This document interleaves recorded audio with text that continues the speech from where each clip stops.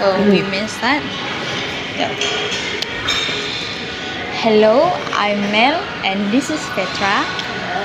Thank you for taking a time to doing an interview with both of us. So our interview title today is related to an education. Before we start, I would like to ask for Madam Justinel to introduce yourself. Thank you. My name is Justina. I'm 63 years old. My hometown is Penang. After I got married, I transferred to Johor Bahru. Now I'm here more than 40 years old. Okay, so I'm married with two kids. The school I worked for 16 years is a private school. Uh, yeah. Okay, thank you for your introduction. So, are you ready? Yeah, I am. Okay, as you know, we are currently taking Bachelor in Education. So maybe you can share with us a little bit about your journey and experience being an educator. Okay, when I first joined, um, actually what we learn the theory now we are putting into action. Of course, it will be hard. It's not easy. But when you have passion to teach, and when you enter teaching profession with an aim, I want to make a difference in students' life. That is the best, I think, best feeling you will have, and I think you can manage everything easily. Okay. That's quite a good experience that many of us would experience. So we are very glad for having a chance to hear your journey. Yeah, that's correct, Mel. So we may continue to our next question, which is how do you practice the ethics and professionalism during your work as an educator? Right. It also another difficult time during, I think, our teachers training. We also learn how to identify the students, their behaviors, what kind of students they are. That is very important. We cannot simply go into the class and then we teach, blah blah blah blah, and then I'm done.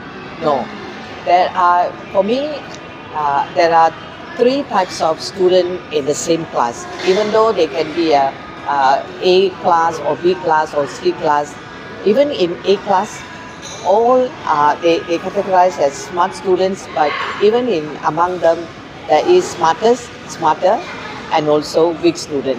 So you have to identify these three groups and teach them accordingly. If you do that, I think you will really enjoy working. Okay, understand?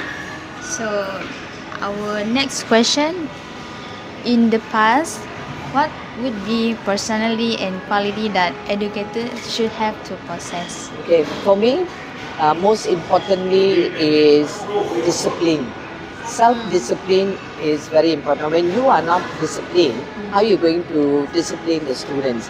Because students will be observing you all the time, So coming to class late, leaving early, and you're going into the class without any planning, and you don't follow the lesson plan, and you don't mark the books regularly, and when you teach also you don't explain properly. All these are counts. This is the one will inspire the students. She's a good teacher, and always pause and ask, is there any question? Do you understand what I'm teaching? And allow them to ask questions. If you don't do that, they will be, some teachers I've noticed that when they ask question, do you understand? How many times want to teach, no, not like that. You must be willingly explain and explain until they understand. And marking the books. most of the teachers will bring the book home and then they mark the next day, you take. They are not going to open the book and see whether they have done the right, they give the right answer or not. But for me, I will take a 10 minutes or 15 minutes in the class.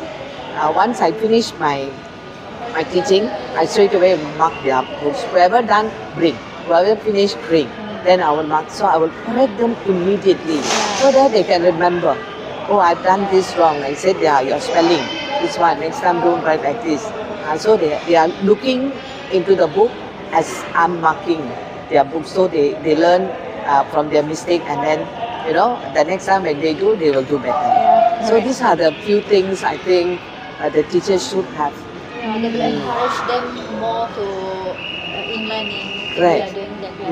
Yeah. In improving themselves. Correct. I also agree because for me, I like it's more better than to do face to face because we can get like a direct response. So we know which place we and which one we need to correct. Yeah, need to pay attention or need to explain more until they get it. Yeah. Correct. Okay, so we're ready to get to the peak of our conversation today. Our last question is how does you explain about changes in teacher standard and expectation over the time? Yeah, I can say that a lot of changes. So not all teachers, some teachers, they are coming into this noble profession without any knowledge. Maybe I just want to try, or I didn't get job, so I just want to go in doings and try to, please our parents, right? Same thing. So it is not only, I believe that it is not only teacher means teach. This is what I supposed to teach. I teach already, you learn or you don't learn, it's not my problem. But every exam and every test they go through for students and also for teachers, from there you will know whether your system, the way you teach is right or wrong. Yeah. So the percentage of the passing of the exam, is a test for all the teachers. So from there they will know if 100%, 70% pass, 30% fail. So you can just concentrate on the 30%. If 30% only pass, the 70 fail, you have to question yourself already. Whether I'm teaching the right way or not. Whether the students learning from what I'm teaching. So if you are a good teacher, you have to question yourself many times. You have to test you have to test yourself whether I can. So it needs a lot of effort and also homework. You go home, you don't throw your book one corner and then you enjoy your life, and then next morning only you prepare everything. Last minute work, it doesn't work. Yeah. So you have to have ample of time, do some research, and this kind of students I have, how to help these students. Google and see how the teachers are doing. Is it helpful to give them some other extra work? Call the parents and talk to them. It will really help, and they will remember you forever. That's correct. Your good work definitely will be paid. When you do something, do with passion, and always you make the student who come with zero, you make them hero. Then when they are done their best, when you see their result, they pass, they will be very happy, and the satisfaction of teaching, the effort you put, the sacrifice you made is paid off. Okay, that's very interesting. Okay, thank you for answering all our questions, and also thank you for spending time with both of us. So we are so glad to hear your experience and hoping that we could be a great educator like you too. Yes.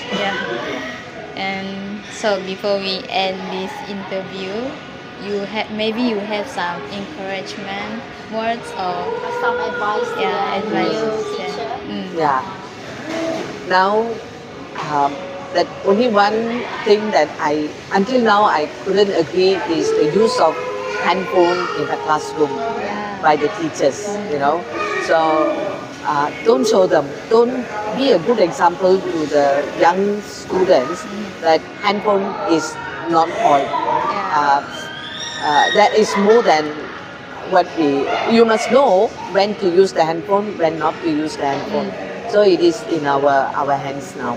So the teachers, the new teachers, please, when you enter the classroom, keep away the phone and interact more with the students. You know, once you give them work to do, they are busy doing. You want to check your messages. Sometimes will be important messages. Just check. Do not answer, or in a short run, yes, and do not go into FB, your TikTok and all these. Don't do that. Don't do that. That is my real advice now, because the world is such, you know. So even the students, 24 hours holding their phone, even in the bed, during their studies, during their dinner, they don't have a bonding time with the family also because of this. So my advice, we are the life changers. The teachers are the life changers. So we can make a difference in students' life.